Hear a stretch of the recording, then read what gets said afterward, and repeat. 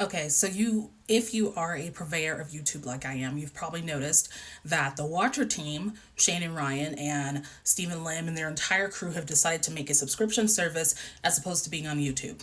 And all the videos I'm seeing now are like, oh, greed is what turned them to this, and this is they're destroying their brand, and no one's gonna buy this.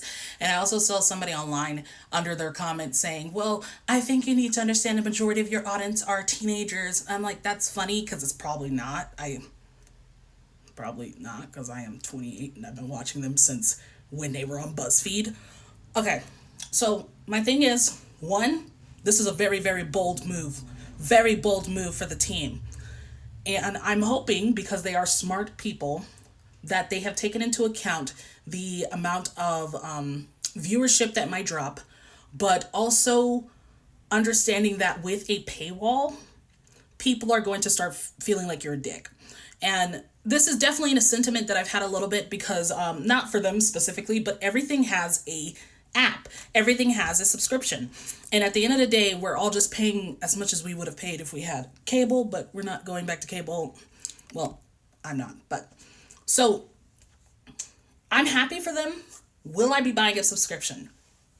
Maybe. I think what I'm going to do is buy the first month because right now their tier system is for a year it's like $49 and for each month it's like 5 something. And I'll buy the first month just because I really, really enjoy some of their content, Puppet History, Mystery Files, Stephen Lim's food shows. Like, I enjoy those. So I genuinely do. I think something that the viewers of YouTube have to understand is that when people decide to leave this platform, it is a risk.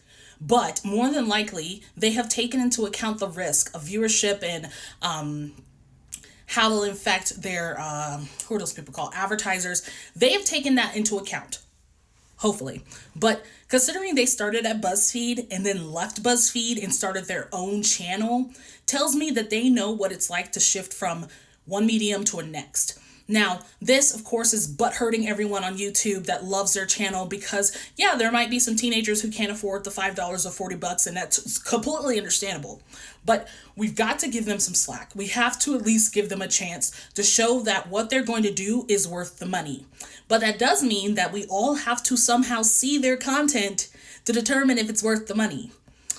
So I'm going to buy the first month. What I'm hoping to see, aside from their regular channels and their regular stories, I want to see up in production value.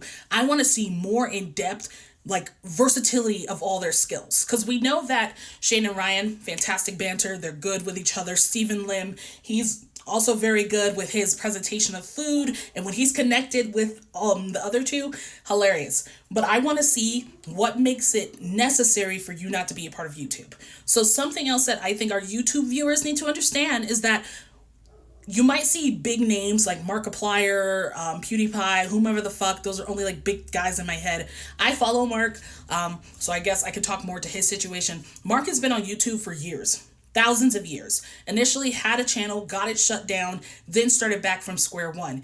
Now, he has not completely removed himself from YouTube, and I do not think Mark is going to remove himself from YouTube until he sees how well his movie happens. Movie? Movie, you say? Yes, because a lot of people on YouTube do not want to stay on YouTube. YouTube is a stepping stone for doing your own kind of more profitable things. YouTube is the place that you start to create your audience, and then you hope that they will be branded to you and will continue to follow you in your other endeavors. That's why Mark right now has 1,000 fucking podcasts with his friends. He's working on a movie. He's worked on multiple things outside of YouTube. And I remember when Mark started to kind of like slowly get off of YouTube and do some of his own creative things. My knee-jerk reaction was, fuck this. I hate it.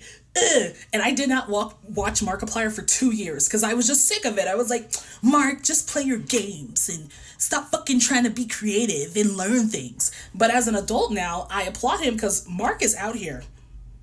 Mark is out here, and that's because he started on YouTube, then he progressed slowly off YouTube. He didn't like start a subscription service, but now we've paid for his OnlyFans page. We paid for calendars. You have to give them a chance to be successful. And I know it's hard. It's hard, especially when almost everything is trying to become a subscription service.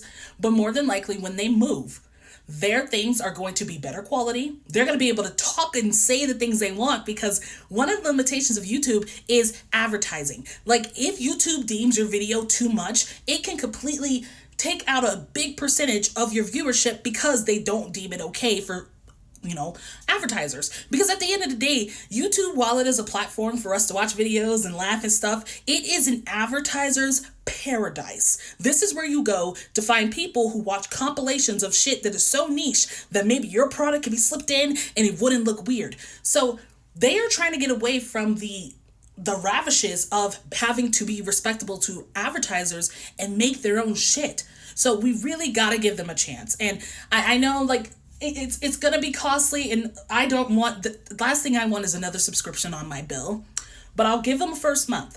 So I think they have a sale going on right now that if you sign up by May something happens. I'm not working with them. It seems like I know a lot, but it's only because me and my fiance love their shit. So we immediately were like, what's gonna happen? So there is like some discount if you sign up early. So after May 5th or whenever the fuck their deadline is, I'm going to sign up. I'm going to look at it. I'm going to see what's up and whatnot, but I'm giving them a month. And if it turns out that this month, you know what? Actually, nope, I'm going to give them a month. I was going to give them 2 because I was like, maybe the first month's a little shaky, but I feel like if you're taking the leap to go to a subscription only source, then you know your shit is polished. Your first month has to be fantastic because it is your catcher. So I'll see the first month and I'll come back and let y'all know what I think.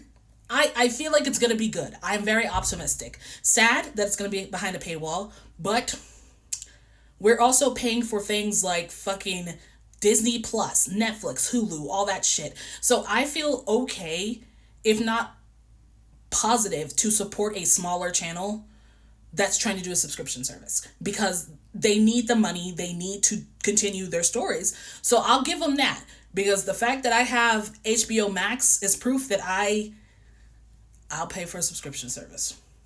Not Paramount Plus though. You know, Paramount Plus, like their first tier has like 1,000 advertisings within like 11-minute span, because Paramount Plus has SpongeBob on it. So of course I went to binge SpongeBob from season 1.